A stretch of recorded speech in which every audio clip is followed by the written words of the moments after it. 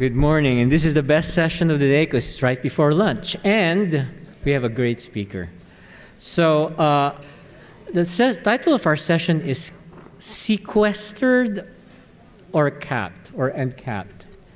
And so how many of you have heard of a project, an infill project, that has been delayed or stopped by a CEQA lawsuit? Show of hands, please. So now you know why we're talking about CEQA-stered. Now, there's going to be a new kind of twist here, because cities are now required to do climate action plans, which is part of the general plan. So it adds an additional layer of complication in the development process, especially when we're talking about infill, affordable housing, sustainable development. And so our speaker, Letitia Moore, was an attorney with Holland and Knight, but also a former mayor of the city of El Cerrito, California, can give you the lowdown on what the implications both are for the clients she works with or actually even her own city. So Letitia, please join me. Thank you. Thank you, Ignacio. It's a pleasure to be here with you all. So I don't know that I'm going to give you the answers, but I'm hoping that we're going to have a conversation about sort of the intersection of brownfields development, climate change, and CEQA. So let me, first of all, let's see if I can work this. There you go. Exciting. So that's one success right there.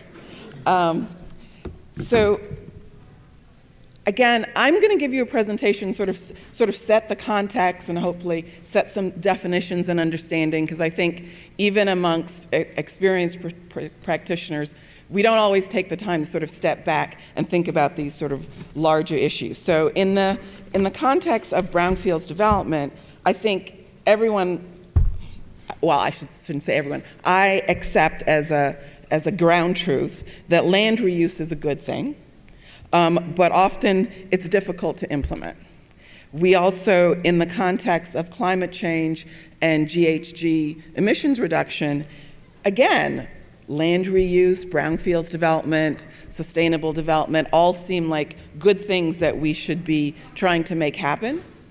And yet, the challenges still remain, as in other types of development. And as Ignacio recalled, with CEQA lawsuits and compliance with CEQA, that can be an extra hurdle to try to get your development done.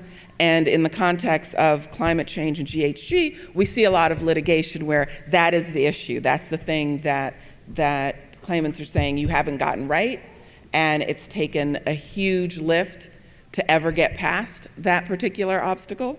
So let's have a conversation this afternoon about how do we deal with that and what does that really mean and how is it working.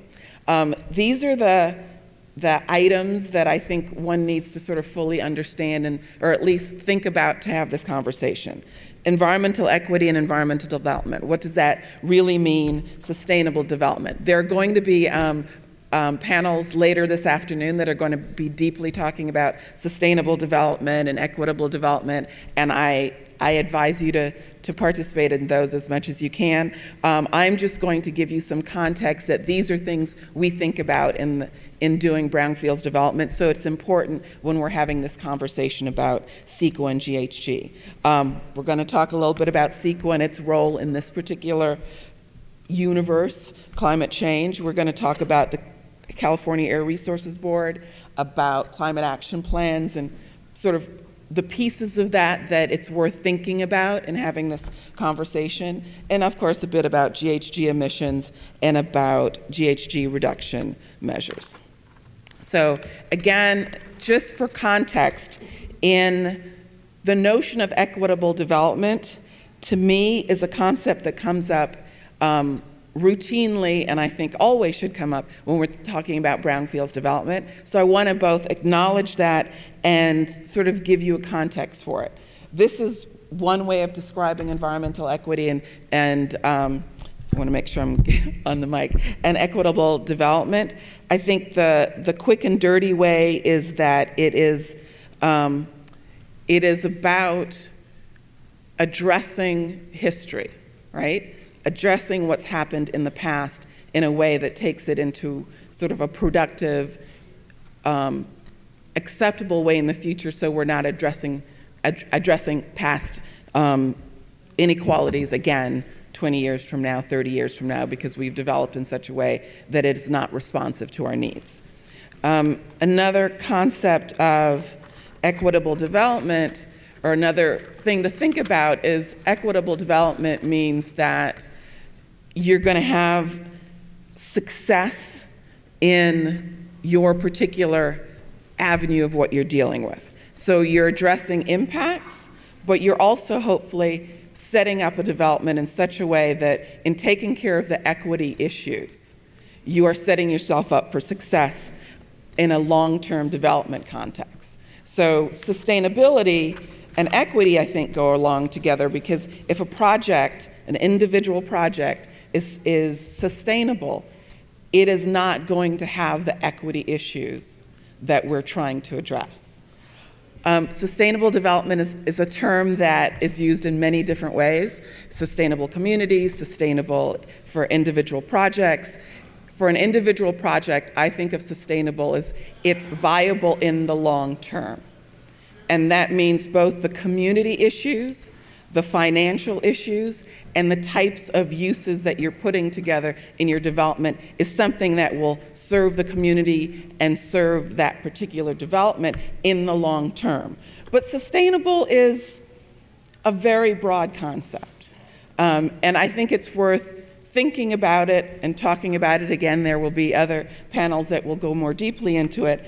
But the notion of a sustainable development and the concept of what you should be thinking about, again, is about, I would say, creating opportunities and communities that will last, that will sustain. So for a sustainable community, you're talking about having housing and jobs and wealth creation for the community as a whole, having public health and dealing with health issues, so both your community and the people who make up your community are healthy. So that means environmental issues, but that means housing, right? That means jobs. So sustainable development and sustainable communities captures a number of different issues, and I think that's a context for thinking about when we talk about brownfields, because again, equitable development, sustainable development is a normal part of the conversation for brownfields development. One could put out there it should be part of the conversation for any development, whether you're doing land reuse or you're doing something different. So the World Health Organization defines sustainable development in this way, and again, it's about looking forward and planning for the future. This slide I recommend to you, and I'll stop here and say that the slides are not going to be things for you to all read while you're here. Hopefully I'll be talking and saying something that is of interest to you, and so you won't feel compelled to try to read the slide. But the slides have a number of links and resources that I hope will be useful in forwarding this conversation and forwarding the thinking about CEQA and brownfields and GHG emissions and equitable and sustainable development. So this is one slide where it's particularly interesting to me because the UN has 17 sustainability goals. And I think what is particularly interesting for this audience is when you think about brownfields and land reuse, we can hit a number of these goals, right? That brownfields development assists in economic growth. It can assist in sustainable development, as we've just talked about. It can assist in dealing with climate change issues where we're reusing land and not using and taking up green fields or taking agriculture or other types of green areas out of use. So when you talk about brownfields development and you look back at these broader sustainability goals from the UN, we fall right into the mix. We are part of the solution rather than necessarily part of the problem. But it is an interesting website, and I recommend that you go and check it out. Oops. So we are going to be talking about greenhouse gas emissions. I don't at all want to make light of the issue, but I did want to share this particular slide, which is NASA's attempt at explaining greenhouse gases to kids. And maybe that's a statement about my science background, but I find these attempts to explain things to children, concepts that we are professionally trying to deal with, tend to have, someone puts a lot of work into it in trying to explain it. So I am not going to try to explain greenhouse gases, but I want to convey that greenhouse gas emissions and climate change is a huge area. It's scientifically, factually, trying to explain what it is and identify the issues is a challenging effort, much less trying to control greenhouse gas emissions. And everything we do generates climate change issues. I'm sure there are people who will disagree with me about that, but I think it's a fact. It's life. So check out the website for your children or for yourself. So greenhouse gases is challenging to explain, challenging to control, challenging to evaluate on a project-by-project basis, much less on a community or lifetime or statewide or national basis. But take it as a given that we've got climate change. Part of that, those issues are dealing with greenhouse gas emissions. We are affecting the world, and we need to address it. A piece before I go into the really specific things we want to talk about here, which is CEQA and controlling greenhouse gas emissions, or at least evaluating them for purposes of development, is the unequal impacts, or let's say the impacts from climate change, the impacts from not addressing our greenhouse gas emissions. Those impacts are serious and significant. This, again, is something for you to go and look at a different time. But the reason I'm particularly decided to add this quote is for us to appreciate in that equity lens that the most vulnerable, as in everything, are those who are the most impacted by the bad things that happen in the world. So the California Attorney General's office says that climate change is expected disproportionately to affect those who are socially and economically disadvantaged, including the urban poor, the elderly, children, traditional societies, agricultural workers, and rural populations. So those who are socially and economically disadvantaged will be most impacted by climate change. Those with fewer economic opportunities and more environmental health burdens will be those who are most impacted by climate change. So this is a problem we need to address, and a problem we need to address for ourselves and for our most vulnerable communities. In California, we are blessed with the California Environmental Quality Act. And in this context, climate change and greenhouse gas emissions, back in 2006, the state started mandating GHG emissions reductions, and approximately around 2009, 2010, it was added that in going through your environmental review under CEQA, you would evaluate, projects would need to evaluate their greenhouse gas emissions. So this is an excerpt from the checklist. There's not a whole lot of verbiage in the checklist. There's not necessarily a whole lot of verbiage that's worth reading at this point, but I wanted to just put that out there to see that on the checklist we're looking at this and we're looking at significance. And the context, the larger context, is CEQA saying evaluate GHG. And then we're going to look at what the California Air Resources Board has said about strategies for reducing GHG. And then we'll look at climate action plans, which are the plans for finding ways to reduce those GHG emissions. And then we'll talk about how that's creating obstacles for brownfields development, for the type of development that we concede is a life good. So CEQA provides action in terms of it directs the evaluation of GHG emissions, and it asks local agencies to look at the incremental contribution, but it also warns that a relatively small contribution could be a problem. So it's a challenge.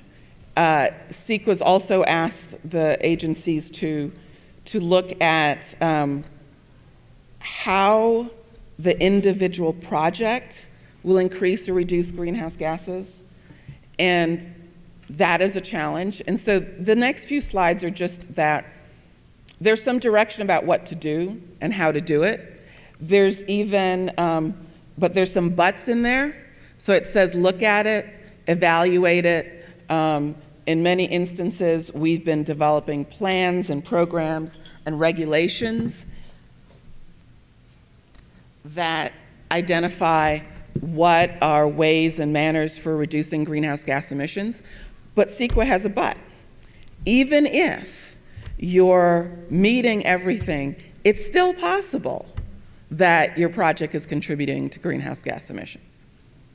And I put forward that's part of people's challenges with CEQA. It gives and it takes away, right? It invites you to find a solution, and then it opens up ways to challenge your solution and your method for how you looked at that particular solution. And that is also true here.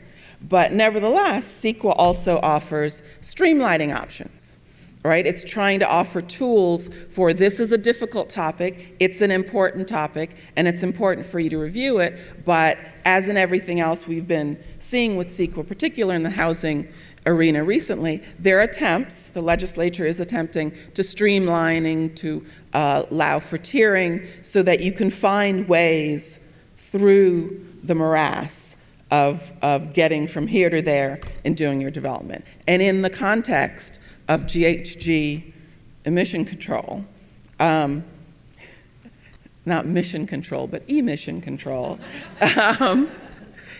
CEQA's also offering those opportunities. And the question is whether those opportunities are working, and whether they're truly gold or simply gold-plated. As part of the options that CEQA is offering,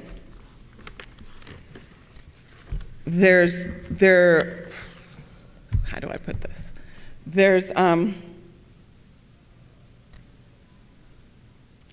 I'll say it again. There's another but, right? You are looking at whether you've met all the different requirements, whether you can tier off a particular EIR. You can, in the context of transit-oriented development and transit priority projects, there are opportunities to tier off and streamline, but CEQA has a but.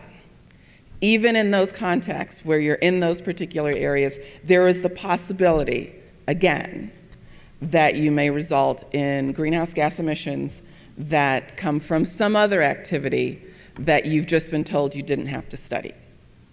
So the point is, I'm not beating up on CEQA, but the context of CEQA, and not a but, I'm not beating up on CEQA, period. The context of CEQA is you need to study it. The context of what the legislature at different times have been trying to offer us is ways for local agencies to study the GHG emissions issue, to study it in program documents, and then allow when your project goes in to rely on those program documents, to look at particular types of areas like transit priority areas and say, in these areas, there are GHG emissions issues that you don't need to be concerned about. You don't need to worry about addressing those and doing your environmental review. But there's always a but.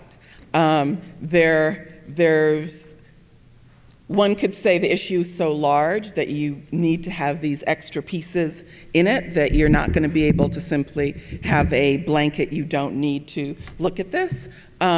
Or you can say that there's so many different stakeholders in play that as we give, we take away with the other hand. I leave that for you to decide, but it's not an anti-CEQA statement, it's just a fact of life of how we're dealing with CEQA. And maybe things that we need to think about if the good, brownfields development, and the benefits it provides with respect to sustainable development or equitable development and addressing some of our climate change issues, if it's a good, then are there pieces within these tools that CEQA is presenting that need to be adjusted and formatted to more clearly look at brownfields development as the answer as opposed to the solution. So part of the CEQA guidelines directed the California Air Resources Board to come up with ways to address climate change. And in doing that, the CARB has done several climate change scoping plans. And right now is a very key time to be paying attention to what CARB is doing. CARB has just recently come out with their 2022 draft scoping plan. And it is very interesting, and you should absolutely go take a look at it, because I think maybe today or tomorrow, the Air Resources Board will be getting a presentation on this draft 2022 scoping plan. And so this is the time to be looking at it.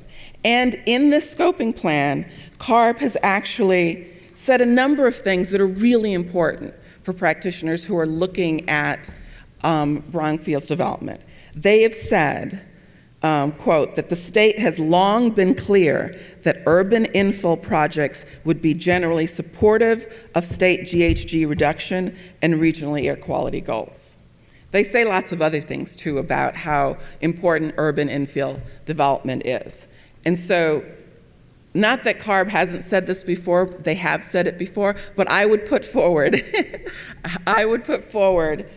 that this scoping plan and the messages in this scoping plan has far more emphasis on the importance of urban infill development for housing, for GHG emissions control, for transportation planning than other statements in the past. And that it's worth helping them strengthen this plan and using this plan to make other changes that may be important in facilitating brownfields development.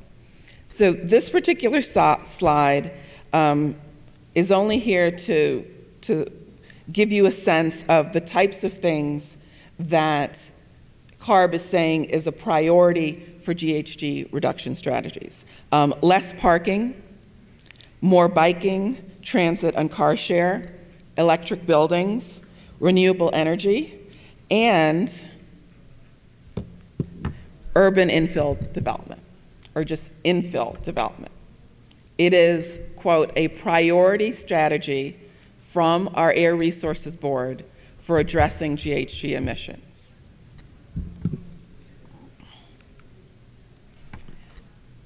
The scoping plan sets forth rules or criteria for doing climate action plans and for finding ways to reduce GHG emissions and not need to go through a significant analysis. And so take a look at the draft scoping plan. There are a number of different types of things that are listed. I put the entire list here because this is part of the challenge that we're faced with. There's a list of things that it says, if you meet these, you're doing well for climate change. Your project is not a problem, it's part of the solution. But for every list, if it's a 2-point list, it's very easy to meet. very easy to check off. Even if they're complicated points, there are two things to do and you know when you've done them. When you're looking at a list that has 6, 8 items and subpoints, it's like the CEQA provisions. It gives and it takes away, because every one of those points creates a place for someone to dispute that you've gotten it right. But having said that, take a look at the points that CARB is putting forward, because again, infill development, affordable housing, transit-oriented development, things that work, equity, things that work in the context of brownfields development. So this should be a tool for facilitating and changing that dialogue and knocking down sort of some of those barriers to brownfields development. It should be a tool. I don't guarantee that it will be, but it should be. And I think, again, today, right now is when there's public discussion going on about this particular scoping plan. So one of the benefits that CEQA offers is that if you have a CEQA consistent climate action plan, you can use it to use one of the tiering streamlining tools. What does a climate action plan look like? So a climate action plan is setting out the sort of the steps that if you meet them, you are not a project that will be exacerbating greenhouse gas emissions and exacerbating climate change. It's setting out what greenhouse gas emissions a particular agency or jurisdiction has, the various levels, the categories and specific actions that put out certain types of greenhouse gas emissions. And it's putting out measures that if you meet, again, usually a long list, as you will see, if you meet, you can go forward because you are not going to be a project that's creating a greenhouse gas emission problem. And it also sets out, sort of a timeline for meeting these goals. Sacramento County, for those of you from up north, is right now reviewing its draft cap. And this particular slide, the reason for it is to just give you a sense, because this is not different from other caps. Under this slide, it says off-road vehicles account for about 36% of greenhouse gas emissions. Residential energy accounts for 23% of greenhouse gas emissions. And commercial energy, 18%. So when we're talking about the broader picture of greenhouse gas emissions, it's coming from everything, but a lot of it's coming from the residential sector. And a lot of it's coming from what my old EPA days we call mobile sources, from vehicles. Another thing to think about when communities are putting together their cap and they're evaluating where the GHG emissions coming from, those caps also include measures for how they're going to reduce GHG emissions. So example, in Sacramento, this is their inventory. So if you look at this, the largest three, like on our chart, residential energy, commercial energy, and on-road vehicles. This you can't see at all. In case you didn't know, I realize that. But when you will all have opportunities to look at, to get your copies of the slides. And all of the caps have these estimates of how much you're going to save by doing a particular measure. So it's small on mine as well. But for example, there are 2 measures that you can reduce over 140,000 metric tons per year of GHG emissions. Those 2 are promoting and increasing carbon farming, and increasing energy efficiency and electrification of existing residential buildings. For incentivizing infill development, it's not quantified. So I don't know how many communities are dealing with farming in terms of your urban communities, but many of them are dealing with infill development and how to do infill development. And in more than one, I won't go far as saying many because I haven't looked at every CAP in the state, and only about half the jurisdictions have climate action plans. But for most of them, it's not quantifiable is what you get when you talk about infill development. So the things that we want to do with brownfields development, which everyone acknowledges is an important aspect, of dealing with GHG, dealing with equity, dealing with sustainable development, is something that's not quantifiable under these climate action plans. Another example of a climate action plan is Pasadena's. This is one that's not currently under review, but it also, for example, for transit-oriented development, not quantifiable. For public transit, that's one of its largest measures that could reduce greenhouse gas emissions, 84,000 metric tons. For energy retrofits of existing buildings, that's a large one, 162,000 metric tons. For new buildings, 6,700 metric tons. So it's not easy to understand, but conceptually, the point is the things we want to do are either not quantifiable or not on the list, and the things that are on the list, we need to think about how they can work for us, right? So if retrofitting older buildings will give you significant benefits, then one would think that reusing land should also get you significant benefits, but they're not necessarily quantifiable.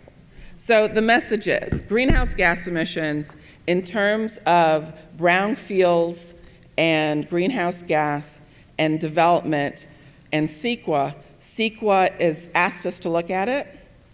It's directed agencies to do it in a certain way. It's given us tools for streamlining and tiering, but they're complicated and difficult to use. The state acknowledges, I would say, acknowledges that brownfields and infill development is important and contributes to their GHG emission reduction goals. And CAPs, in many instances, say infill development, though not quantifiable, contributes to their GHG emission reduction goals. So the question, the conversation that I think we need to have, you need to have here and elsewhere, is given the good that's been identified for brownfields, how do we deal with the obstacles? How do we take the CARB scoping plan that says all sorts of good things for the things that we're trying to do and turn it into direction, pathways to get what we want to get done, to see sustainable communities and equitable development being pursued in ways that encourage brownfields development. Thank you.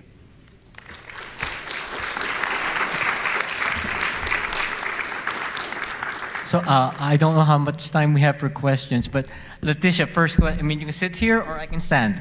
I will come over there. So maybe many of you are asking, what's the point of this? The point of this is, you know, we're all thinking we're doing God's work here. We're cleaning up the environment. We're making everything just. I mean, we're trying to, you know, cure the ills of the past, and still the state's giving us a hard time. We have to prove ourselves. So I guess the question for Letitia is, are we going to have to go through a few CEQA lawsuits on GHG before the CARB makes it more clear that, or a pathway for what we're doing, which is pretty obvious where we are doing development infill as opposed to sprawling, which is less GHG, even though it's in this in one jurisdiction that's just kind of keeping our numbers as opposed to, you know. So I'll start with the question of, do we need more litigation? I'm a lawyer, but I will say no, right? What we need are clear tools. So in a CAP, in the scoping plan, it should say if you're doing infill development, you are not creating a significant impact on GHG emissions. So not a criteria of things you need to meet, not a checklist that you need to run through, not a list of points that someone can say, well, you did point A, but not point A, B, 3, 4, right? We need a very clear, short statement that in this particular context, in the reuse of land, in housing, though brownfields development isn't always housing, but brownfields development, which is a place where we have conversations about sustainability. We have conversations about equitable development. We're looking at the use, past use, and the future use, and the future long-term goals of the land that we're looking at.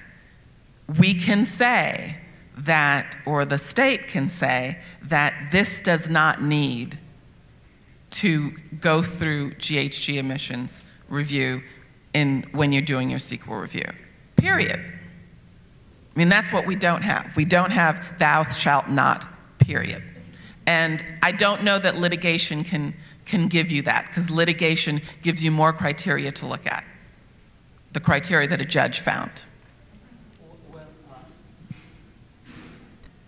Yeah, does commenting on the scoping plan help?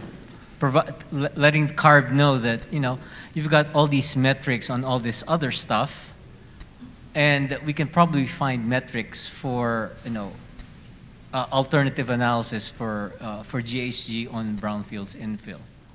So yes, telling CARB that they're going in the right direction and pointing them to go further into that direction and make some very clear statements that will help jurisdictions go in the direction, jurisdictions who want to go in the direction that we need them to go in.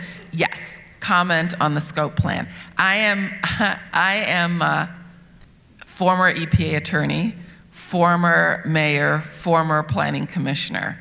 A lot of stuff that I was toying with in my past, clearly. And I will say, as someone that spent 30 years in government, that when a government agency is getting it right, give them lots of kudos so they have the power to continue to do that. Because as an elected official, as a government employee, you always hear from the people who are not happy. And so when you step out and do that novel thing, not that saying infill development is a good thing, is all that novel, but when you step out and go to a place, give them the support and the ammunition to stay in that place and take it further. And also make it difficult for them to back up. Any questions? Ms. Moore, thank you so much for sharing what you've presented so far. My question is about whether or not you anticipate that CEQA in the future could possibly contain economics or equity categories. So for example, when you have a development, are there going to be venues for vendors who are not brick and mortar, but actually can travel and, you know, hook up to resources and sell within the developments? Do you anticipate that there might be a CEQA category for equity and economics? I mean, CEQA is already saying environmental justice is a thing we need to be thinking about. In the CEQA context, we are having that conversation. I think it will be difficult to put a criteria into CEQA that fully captures equity. As a lawyer, I'm just not sure what, CEQA needs to sort of evaluate and check things off. And I'm not sure what measures you would use to do that check off. And I think the further we go into wanting to sort of look at it and say it's okay, is not getting things done. I think the direction we have to go is you don't have to look at it. It's not in CEQA. It's not a criteria that one has to evaluate. It's something you do, and you do it. To create it as to add it as part of the environmental review will be a real challenge, and will create lots of work for me. But I don't know that it will get development done. I don't know that it will get projects completed. The way we do retail, just like the way we do housing, is changing. And what that's going to mean when you do have more flexible, mobile retail, not online, but in person, but not necessarily everyone's building a brick and mortar. What is that going to mean in terms of a development and how you describe what your project is and how you analyze it under CEQA is going to be very, very interesting. Because what sort of impact are you having if you're only in that spot for a certain period of time, and different types of uses are going to be using a flexible space? I mean, there are just ways we live our lives and ways we do business that's going to need to, that CEQA is going to need to adjust for. And as a former regulator, I don't know that it's regulations that need to be written to say how you do it. I think you just take it out of the box. Just take it off the list as something that does not create an impact, and not try to start trying to evaluate what it means if you have this type of business. If you have, for example, like a flea market, where you have this type of business on this day and that type of business on that day, how do you evaluate the environmental impact, and do you really need to? Yeah. If you have a question, go to the mic. I have one more question. So that's, would it help for a city to basically say, they do specific plans, or they fold in those calculations similar to traffic? They'll do the LOS, and they'll figure out if you follow this building envelope and this plan, you're covered under CEQA. Could they do the same thing for a GHG? Well, that's what your CAP says, right? Your climate action plan has quantified all the GHG emissions.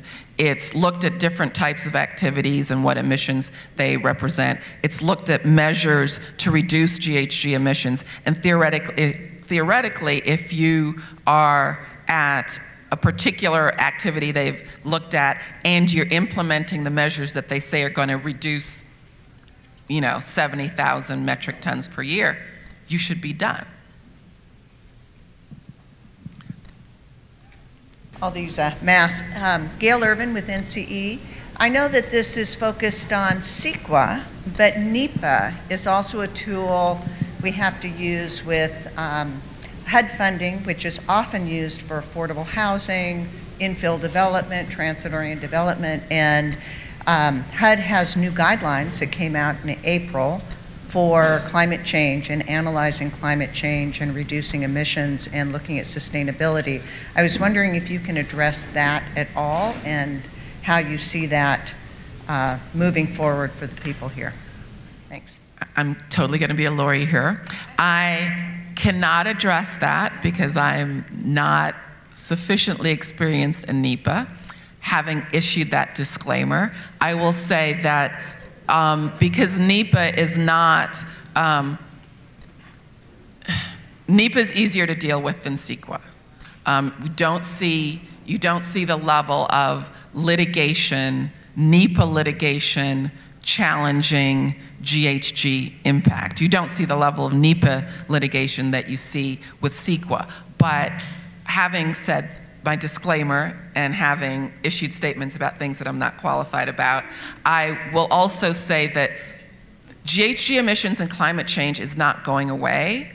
I don't know that we're getting better at quantifying and evaluating impacts in this specific area, but it is not going away. So we sort of really need to figure out how to package it, and package it so it works for us. And I think even in the NEPA context, the concept of brownfields development being a good for sustainability issues, for equity issues, for environmental issues remains the same, and that message needs to be carried forward. Thank you.